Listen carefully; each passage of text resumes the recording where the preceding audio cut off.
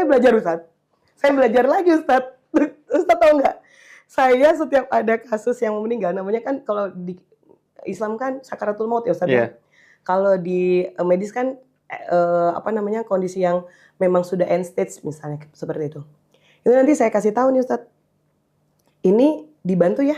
Dibantu apa dok? Kalau kata perawat. Emang ada tandanya orang mau meninggal? Ada Ustadz. Apa tuh? Hemodinamiknya tidak stabil yang pasti. Jadi mulai demam pasiennya.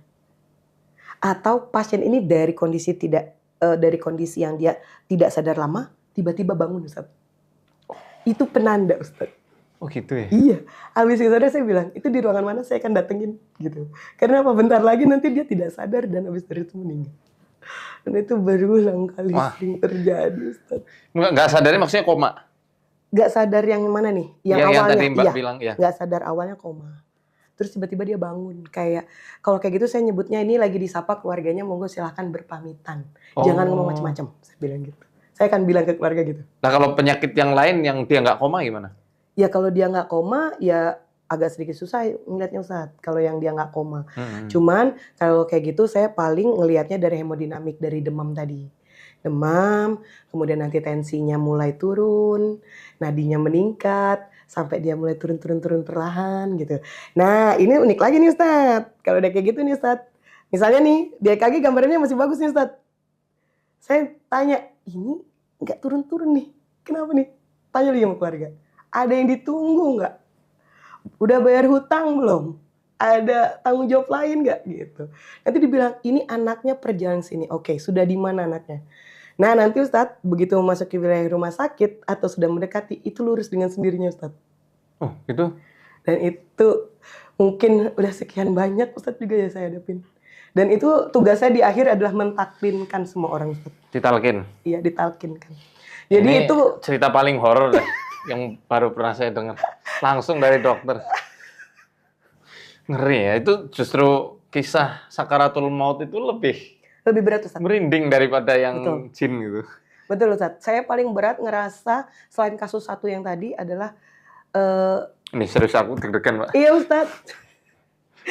Jadi tidak mudah kita mengedukasi mereka itu kan kadang-kadang Allah pasti begitu. Saya Ustaz sambil nge-RJP sekalipun la ilaha illallah sambil jerit-jerit saya Ustaz. Nah, rata-rata pasien yang ditalkin mau ngucap nggak? Kan pasiennya seringnya nggak sadar Ustaz. Kalau udah pasien kondisi kayak gitu adalah pasien yang tidak sadar. Kadang ada yang setengah sadar, misalnya dari sadar tiba-tiba tidak sadar. Nah itu ada kayak gitu aja, ada. Jadi ditalkinkan itu kan orang sini seringnya Allah gitu kan ya Ustaz, atau astagfirullah gitu ya Ustaz ya. Saya kalau masih kondisinya bagus saya suruh syahadatkan dulu yuk. Baca, tidak ada suara lain selain suara syahadat dan la ilaha illallah. Jadi kalau mereka meleng dikit, saya yang jerit Ustaz sambil ngapa-ngapain, sambil bantu untuk ngurusin segala macam. Nanti perawatnya saya tegur, ingat. Jadi selalu kayak gitu sering. Mbak nyaksikan pertama kali orang sakaratul maut gimana? Ada sisi trauma nggak sih? Trauma tidak Ustaz, tapi pasti saya selalu menangis dan ikut berdoa. Oh. Jadi yang saya ucapkan ke keluarga itu bukan, Bu ini sudah meninggal, bukan. Langsung saya bilang Al-Fatihah untuk nama keluarga ini siapa. Ini sudah Allah panggil. Gitu. Jadinya keluarga ya tetap histeris, tetap ya Ustaz. Tapi ya akan lebih menenangkan mereka biasanya. Atau nanti langsung setelah itu saya ajak baca untuk doa mayit. Laki-laki atau perempuan.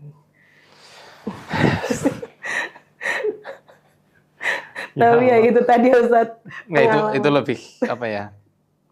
Takutnya itu takut pada amal, maksudnya persiapan kita gitu ya, apa benar, yang sudah Ustaz. kita siapkan. Yang saya takutkan itu. Apalagi kalau orang tua saya kan perantau Ustaz di sini. Orang tua saya di Palembang. Jadi setiap melihat orang tua yang meninggal, apalagi disayangi oleh anak-anaknya, atau pasangan suami istri yang cuma berdua, anak-anaknya nggak ada, saya langsung berdoa untuk orang tua saya terus. Ya Allah. Saya khawatir saya tidak bisa mendampingi orang tua saya Ustaz. Dan sejak saat itu juga saya selalu berdoa untuk diri saya, ya Allah panggil saya dengan tetap bisa mengucap taklin dan syahadat di akhir masa saya. Karena kita nggak pernah tahu Ustaz, ini agamanya bagus, nanti akhir hidupnya seperti apa. Iya benar. Dan itu tuh saya alami Iya di rumah sakit tadi Ustaz. Jadi saya setiap ngelihat orang yang saya bantu Talkin. mentalkin kan, itu saya selalu kayak gini, ya Allah orangnya sepertinya kayak berandalan, tapi ternyata bisa ya gitu, dia Masya bertobat. Allah. Ustadz nggak ada temennya yang bener, saya lihat kita tuh kayak gini, ini apa mami-mami atau apa gitu. Cewek? Ya perempuan. Iya mami-mami ya? Iya mami-mami lah Ustadz. Iya kayak Sorry gitu. aku makin saking excited sebenarnya sekali nih. Ini pertama kali saya ikut podcast, pertama kali saya informasikan ya, mungkin di YouTube Ustadz doang nih. Jadi selama ini cuman teman-teman dekat saya doang nih Ustadz yang tahu. Dan sering, Li minta tolong, kenapa adiknya saya lagi kayak gini kondisinya, kamu bisa datang nggak Li gitu. Jadi maksudnya datang tuh untuk bisa dibantu untuk gimana nih kondisinya kayak gitu. Itu ya ada. Jadi padahal teman sendiri gitu ya Ustadz, tapi ya sudah kita bantu Mbak. Kayak gini coba Mbak kayak gini coba Mbak gitu. Itu tadi kan yang kelihatan kayak mami-mami tuh. Ada nggak yang kelihatan dia ahli agama tapi susah? Ada Ustadz. Ya Allah. Dan itu makanya saya jadi tahu tuh karena itu Ustadz. Gimana reaksinya ketika dituntun talqin itu? Keluarganya tidak membantu menuntun Ustadz. Itu yang membuat saya sedih. Jadi kalau ngelihatnya kok kayaknya agamis semua, kok kayaknya ini, tapi kok keluar dari jalurnya ya Ustadz ya. Jadi saya kalau sudah kayak gitu, saya marahnya tuh dengan diri saya. Kenapa sih saya nggak bisa membantu nih pasien untuk sampai akhirnya bisa dibantu, dibimbing gitu. Itu yang jadi saya tahu ya Ustadz. Saya jadi punya cita-cita bukan cuma untuk dunia aja. Saya harus pengen tahu, saya pengen meninggal di mana, saya meninggal dalam kondisi apa gitu. Masya Allah. Yang kayak gitu.